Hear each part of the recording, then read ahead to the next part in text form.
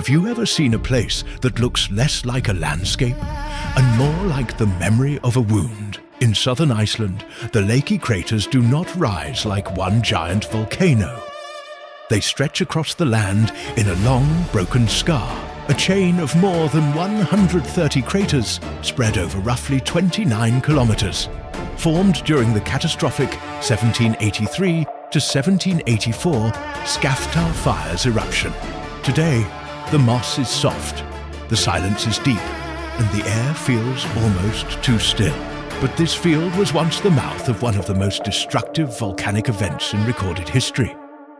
At first glance, Laki feels abandoned because it does not behave the way most people expect a volcano to behave. There is no single perfect cone, no postcard summit, no obvious center. Instead, the land looks torn open. Crater after crater rolls into the distance like something split the earth and then walked away. If you stand on Mount Laki and look out, you are not looking at a mountain that erupted. You are looking at a fissure system, a volcanic wound line, where fire once burst from the ground again and again across the horizon.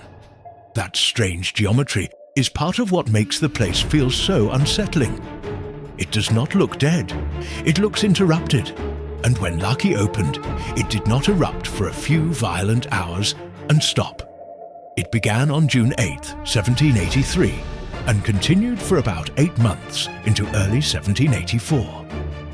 During that time, the eruption poured out around 14 cubic kilometers of basalt lava and released enormous amounts of volcanic gas, including roughly 122 million tons of sulfur dioxide. Lava fountains rose high into the air, and the fissure system kept feeding the destruction in pulses. This was not a single explosion. It was a campaign. A long, relentless release of fire, gas, ash, and chemical fallout that transformed Iceland into a place where even survival became uncertain. Imagine the visual horror of that moment. Not just one crater glowing in the dark, but an entire line of eruptions opening across the land. Curtains of fire, lava rivers advancing over the ground, black ash mixing with poisonous gas. The sky above Iceland did not simply darken, it changed character. Contemporary accounts from Europe described a strange dry haze and blood-red sunlight. In Iceland, the eruption poisoned grazing lands with fluorine and other fallout. Fields were damaged, water sources were affected, animals began to weaken. And once livestock started dying, the real disaster had only just begun.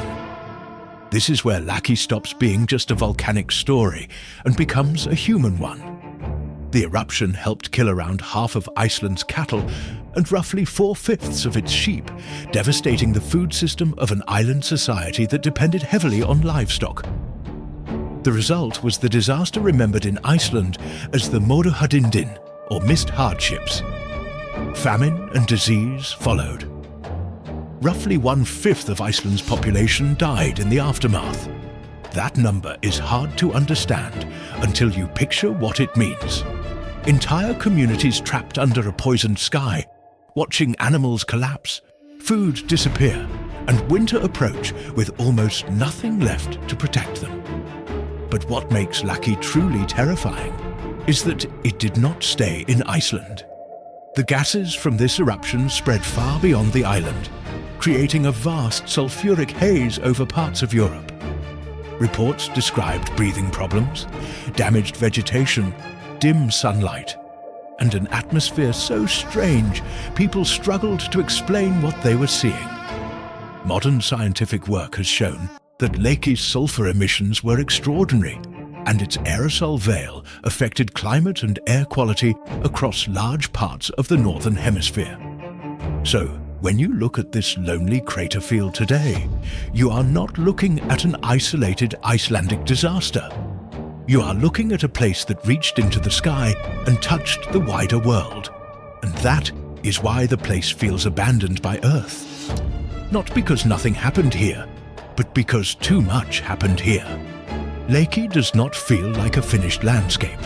It feels like a warning that never fully left. The craters are low, dark, and oddly quiet. Moss softens the lava. The wind moves across the hills. But under that beauty is the memory of an event so extreme that even now, scientists rank it among the most socially and environmentally significant eruptions of the last millennium. At Laki, the silence does not feel peaceful. It feels earned, as if the land exhausted itself and never completely returned. And here is the part that matters to modern life. Because Laki is not just history. Scientists still use Laki as a warning model for what a future high-gas fissure eruption could do to the modern world. Research on a future Laki-style event suggests air pollution could sharply increase across parts of Europe, with fine particulate matter potentially doubling in some regions during the first months. In a world dependent on fragile supply chains, dense cities, aviation networks, and public health systems that matters. Laki reminds us that one remote volcanic system can become an international air quality crisis, a food system crisis, and a human health crisis all at once. So when people ask why this volcano field feels abandoned by Earth, maybe the answer is this.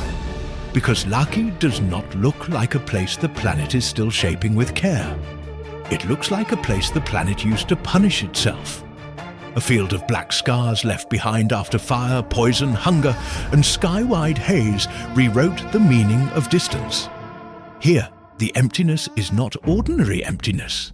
It is aftermath, the kind that lingers for centuries, the kind that makes green moss feel eerie instead of alive.